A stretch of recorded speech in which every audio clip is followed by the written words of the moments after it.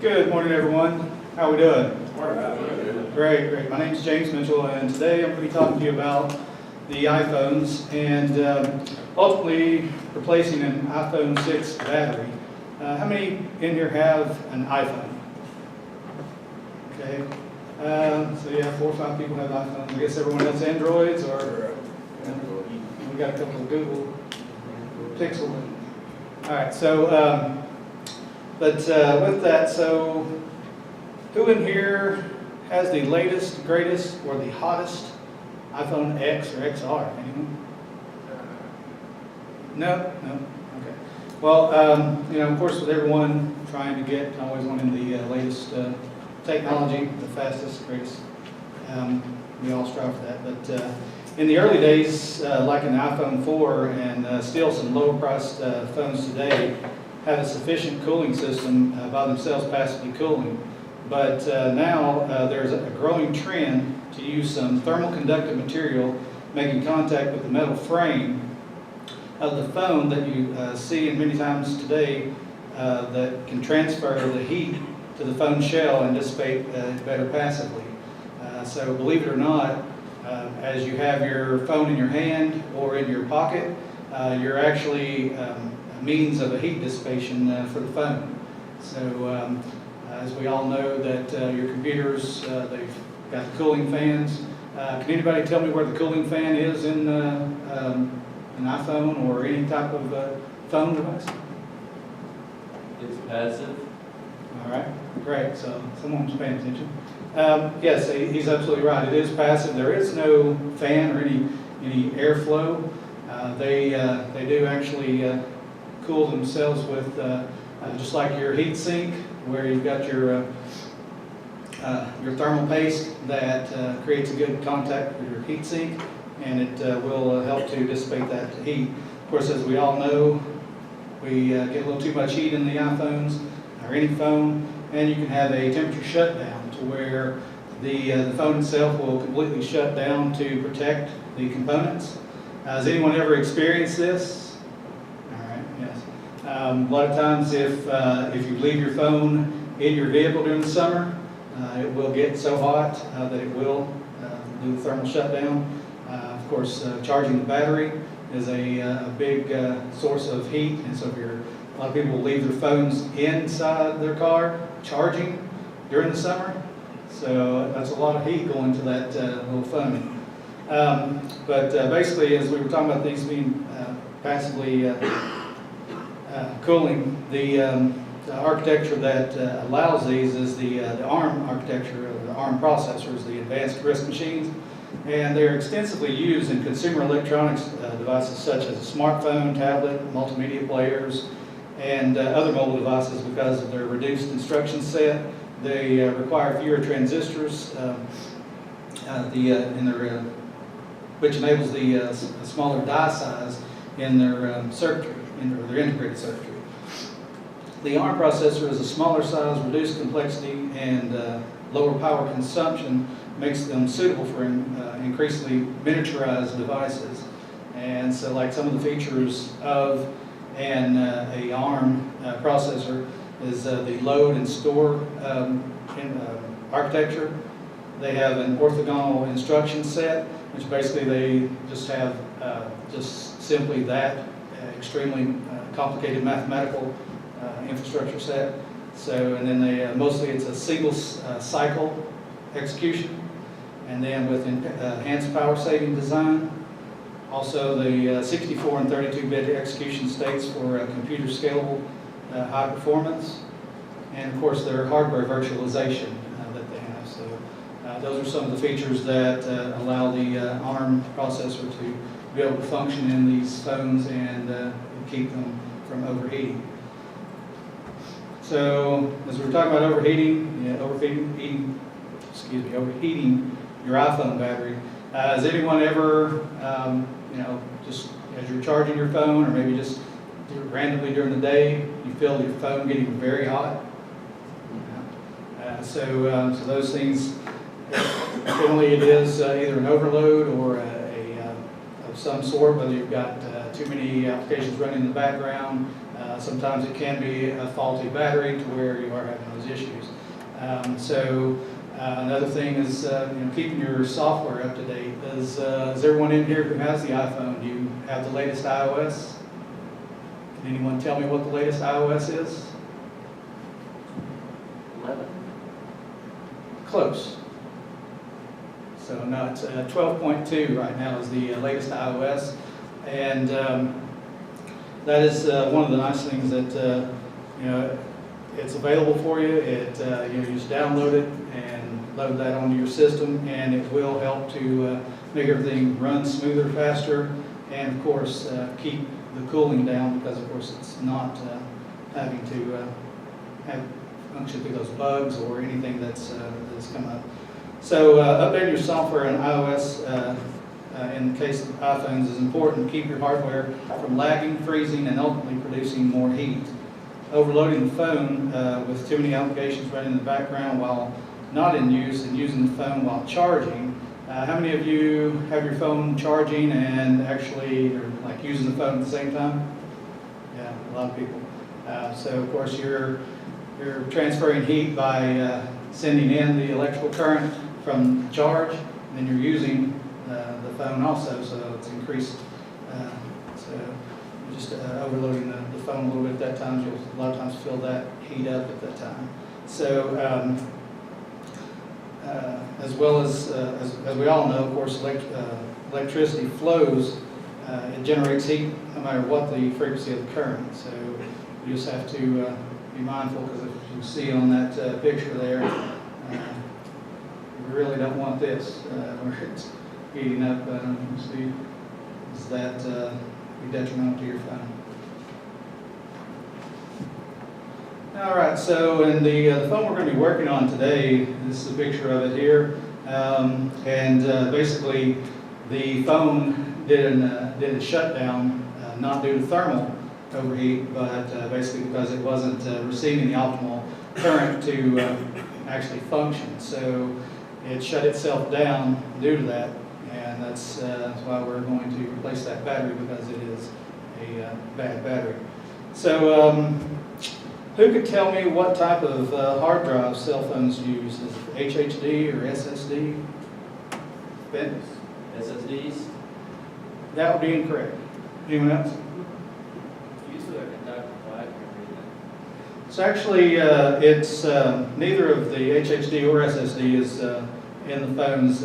It's actually hard drive of any kind. It's simply a internal memory that you might consider it being similar to SSD, but not the same.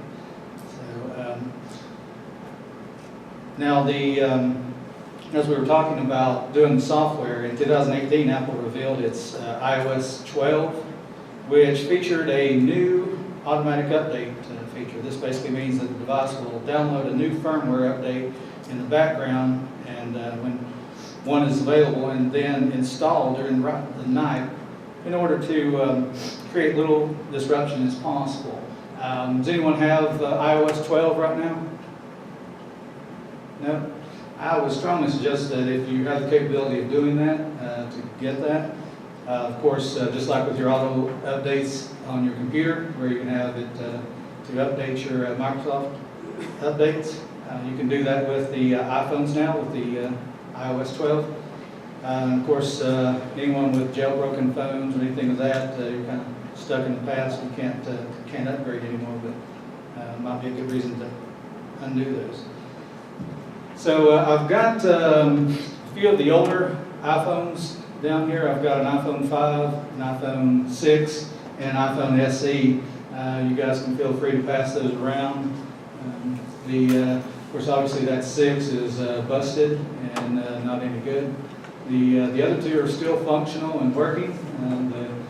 The SE is in the life-proof case, and then that 5, of course, the SE was just a version of the 6 that Apple decided to put out to basically just generate more sales. It's the same guts of a 6, same operating system, everything that 6 would have, but it's placed into a body of a 5. So you'll notice that 5 that you're passing around is the same size, same everything as that SE.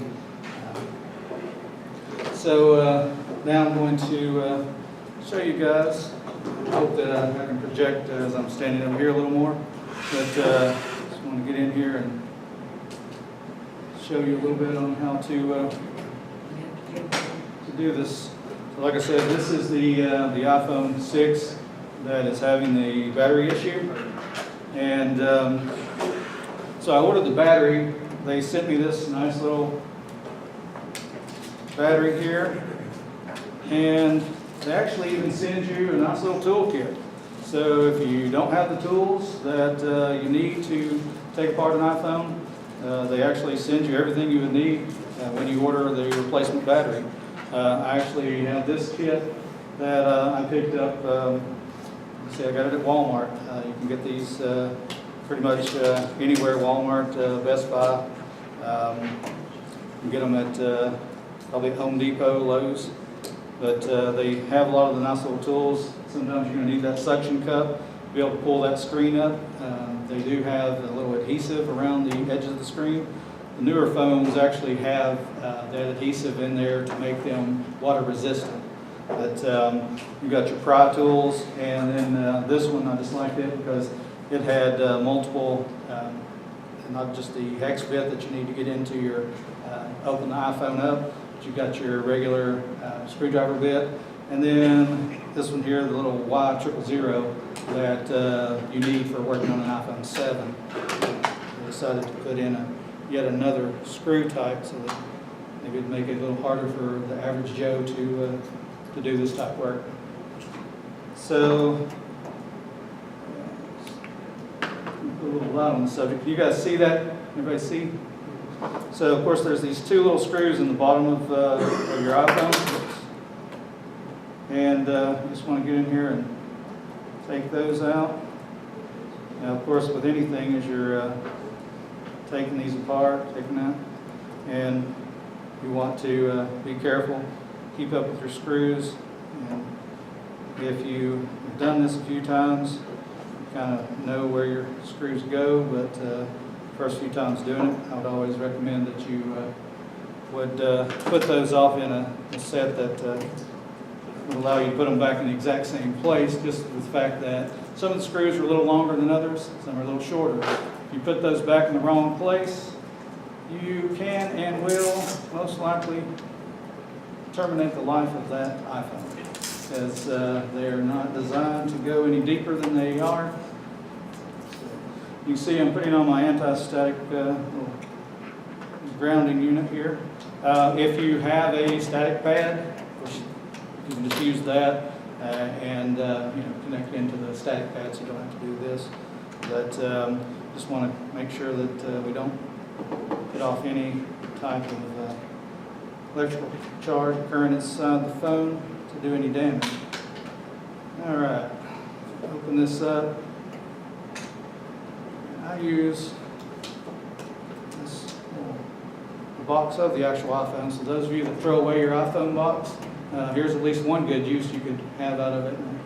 So you can use it to hold your screen up at a 90-degree angle, just because there are these little cables right in here that you do not want to damage. And in this case, typically doing a battery, you want to go ahead and take off these 5 screws here in this plate and disconnect the little ribbon cables, just because you're going to be fairly violent in there trying to get that out, because there is an adhesive backing on these.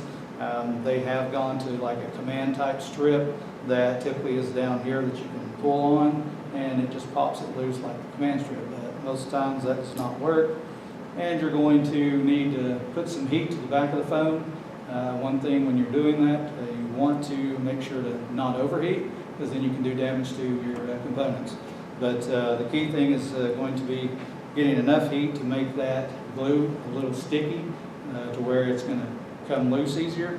I went ahead and did some pre-work on this one, just so that we can, for time purposes, not have to sit here and heat it up and get this one out. There's 2 little screws right here on this plate that cover your battery connection. You want to get in here and take this off so that you can access the lead cable for that battery. Helps when you change to your right bit. Sorry, I got the top one. As you can see, can everybody see that okay? Is it focused in well? I don't know if you can see that tiny little screw there, but these things are very small, and you want to keep up with them. Very easily lost. I'm just going to take that plate off, lay that to the side here. So here you've got your connection, and of course usually you want to use a pry tool or something. I like to just get in there with my thumbnail and pop it loose. So once you've disconnected that, no longer have power to this battery, this phone. And like I said, I don't know if you can see the little white adhesive in here. I left a little bit in there because as you do these, if you don't have any double-sided tape or any of this adhesive to put back in to hold your battery in place, you want to leave a little bit in there so that you can have something to hold the battery in place. Now with the new battery and your connection, the key thing is to go ahead and connect the ribbon first so that you make sure that it will align, because if you go ahead and place it in and you've got strong adhesive in there, guess what? You're going to have to pull it back up again because maybe your lead's not lining up. So key thing, just go ahead and come over here and get your lead in. So connect back the battery, and then you can lay your battery down inside of its nice little housing here. And just give it a nice little firm press so that you can connect with that adhesive. And then you're going to take your plate again, put that back on. Now, one thing I like to do when I'm doing these is to go ahead and test before I put this plate on, just because you want to make sure that it is going to function. Yes? When you buy a brand new battery, do you get the adhesive strip with the battery? You do not. You'd think with, since they're sending you this expensive tool set right here, that they could throw in a little adhesive, you know, but no, that's a very good point. It would be a nice thing if they did, but I mean, the double-sided tape, you can pick that up at Walmart or anywhere really cheap. That's what I would use as opposed to the adhesive, just because it's sticky enough to hold it in place, which is all the function that it needs. Apple puts a ton of that adhesive in there, and it's literally like trying to, you know, pry away a banana from a gorilla. You know, you're really fighting it to get it out of there. Most of the time, I don't know if you notice in the image where you can see how smooth and nice this new battery looks, and how wrinkled and just jacked up this one is. That is due to all the prying and pulling. You can see some little white marks there from some of the adhesive. They really don't want those moving anywhere, but yeah, it's a little overkill. But great questions. Anyone else have any questions? Okay. Yes, back to the hard drive. I did not hear a definite answer on that. You said it was an HDD or an SSD. So what kind of hard drive's in it then? It's neither. It's not a hard drive. It's actually memory. Okay. Yeah. So it's just like memory. It's equivalent to SSD. That's probably the closest architecture that it is. But that's just they do not use an actual true hard drive in these. Does anyone else have any questions? Put the screw in here. Go ahead. How much is the battery cost? Well, it depends on which model you're ordering it for. You know, they're actually relatively cheap. You know, can anyone tell me what Apple likes to charge you to replace these at their fancy little Apple store? Probably a couple hundred. Close to 1,000. That's a bit much. You know, that's more like for the device itself.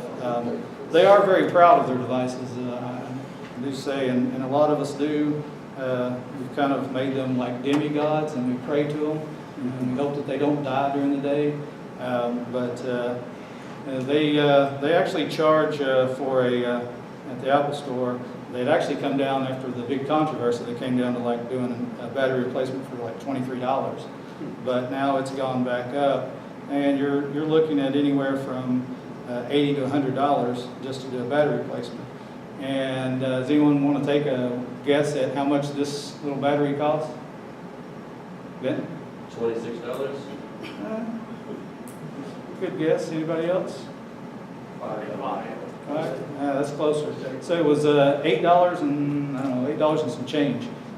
So really to get the battery yourself and go ahead and do the change, you save yourself a lot of money. Of course, you know, when you do that, you can put all the little iFixit stores and the U-Break iFix and Apple and everyone else out of business because they won't have any work. As you So can has Apple Hmm? quit, I know at one time, for the older phones, they were wanting to discontinue them, and they were kind of killing everybody's phones, so they would update it. So since they went back up on the price to change the battery, has that feature died off? Or are they still trying to get everybody to buy the new phones? Yeah, no, you know, I would hope that at this point that they have gone away from that completely, because I'm sure that cost them a lot of money when they did that, just having to change those batteries for a cheaper price. So no, it has, they've stopped doing the true slowdowns and things to make consumers think that there's something wrong with their phones. As a matter of fact, and I'll show you here in a moment, on your iPhones now, there's actually a feature that can tell you what the battery percentage is of your phone as far as like its functionality. Of course, I'm sure everyone has seen where you can change it from just seeing an actual battery symbol to having an actual percentage of how much battery life you have left. But the actual function that they have, I'll go ahead and show that to you real quick here. So within, of course, like mine right now, showing that it has the 100%. But if you go into your settings and go to battery, you actually get here, and of course you got your low battery mode. So if it's about to die on you, and you can put it in a lower battery mode so that it will use less features. It basically stops doing a lot of the background applications and everything for you, so that you do not use as much power. But this battery health feature is one that they put in their iOS that it shows, and right now my maximum capacity, can everyone see that? Is it out of focus? So it's saying it's 94%. So basically this battery is at 94% of 100% capacity to be, you know, as far as its life. So you know now how much, you know, if your battery's getting down, like this one was actually showing that it had 72% battery life. But obviously it's not a true factor. It is something good and useful as to know what your level is, but it's not an exact science. Another thing, of course, with the, like I was talking about before, with the software updates, as you can see here, we've got like a little red indicator here letting me know that there is something that's needing to be done with my phone. Basically, it's the software update. So I've purposely not updated this phone to the 12.2 yet, just so that I can show you this. So basically, once it is available, you can download it. Now, most of the iOSs, there's such a large file that you have to either have 50% battery power or more, and or be plugged up while you're doing the download. And of course, because of it being a large file transfer, it requires being connected to Wi-Fi. You can download it to your iTunes and then just install it from there. It's just whatever is preferable. But like I said, with the iOS 12, now you're able to just set it as an auto. So right here, can you everyone see that where it says auto update? And right now I've got mine off. And I apologize. You guys see that? And then, yeah, of course, you can just click in there and turn the auto update on. So then it would actually, you wouldn't have to think about that. It would automatically update for you. So, all right. So we've got the battery back in. We've got connected. We've got the cover plate back on. So what I'm going to do now is go ahead and turn this bad boy on before we button it up, because I'd like to see that it's going to work. Hey, we've got a problem.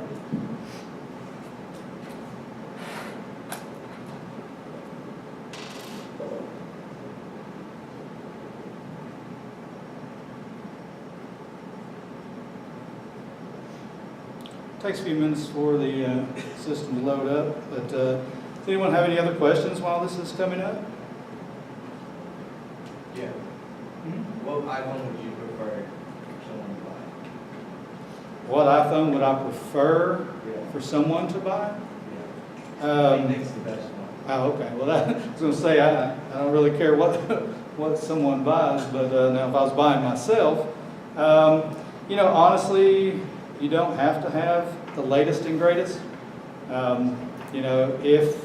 Depends on your level of security that you're wanting. Of course, with I think everything from the 5 up, maybe the 6 up, started having the fingerprint technology to where you can actually scan your fingerprint and unlock your phone with that. Of course, now with the X and the XRs, you actually have facial recognition. So there's no longer a home button. So you're actually not going to have that home button feature.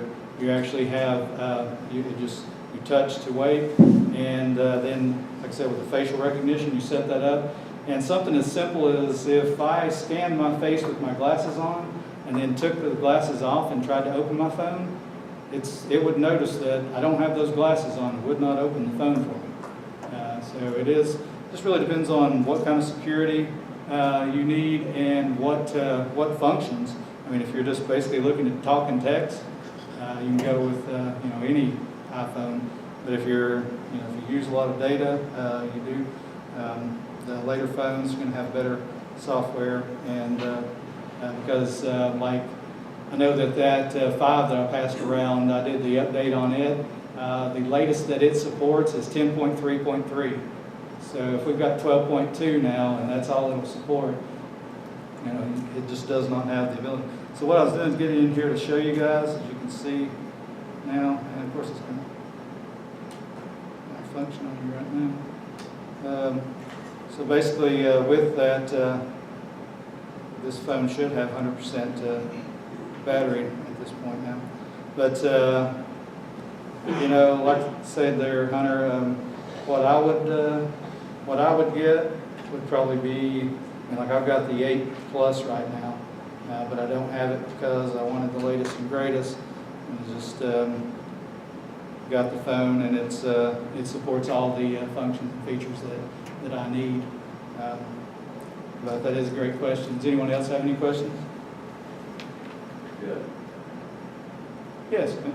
When you're working on iPhones, as the versions progress further to the latest iPhones, do Apple's anti-third-party evasion methods start to show a little bit more prominently, like how difficult it is to disassemble phones?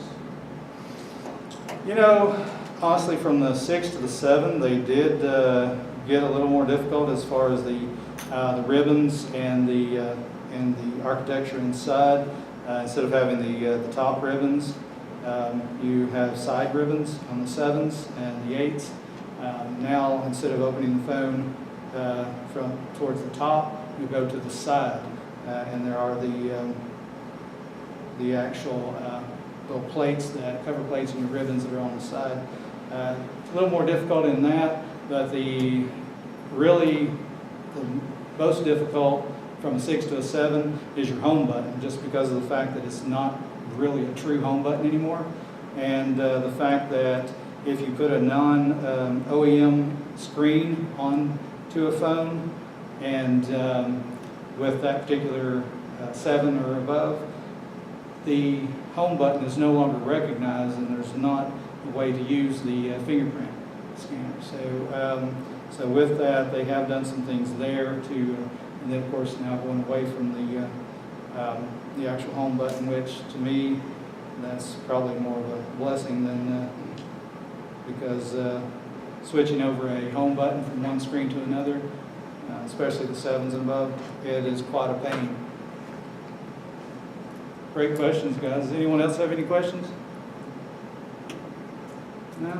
Well, I'm just got this trying to come up to the function. It does, when you first put one in, it takes a little longer just because it's actually having to scan and read that battery and then go through all the settings to actually determine what the level of is of this battery.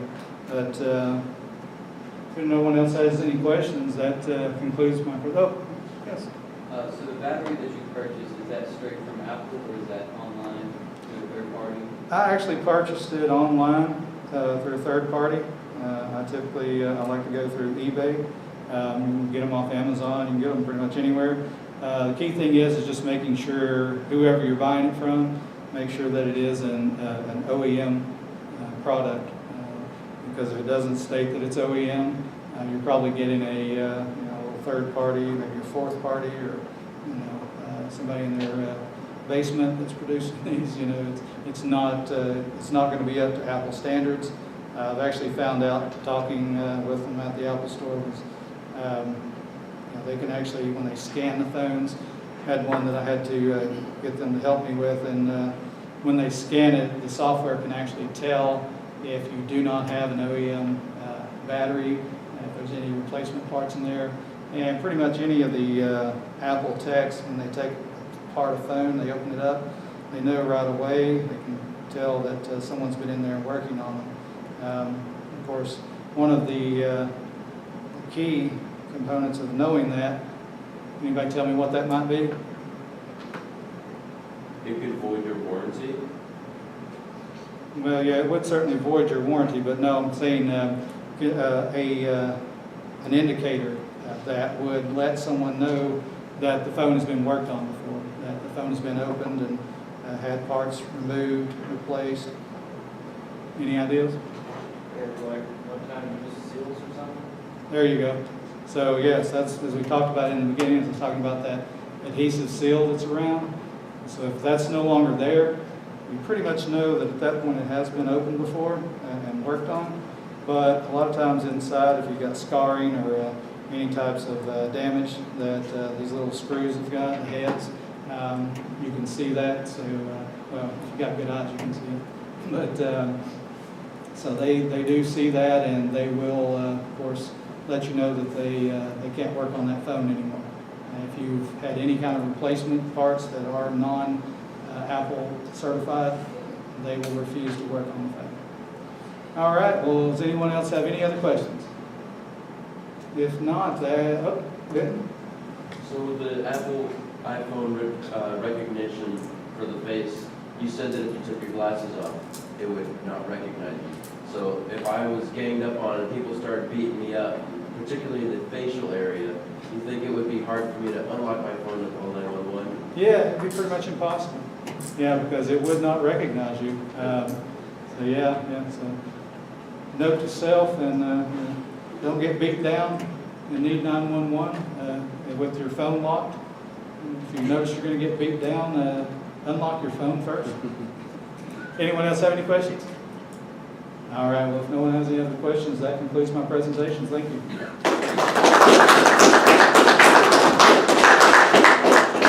Oh, I don't know if you guys can see, but it actually did come up with 100% now.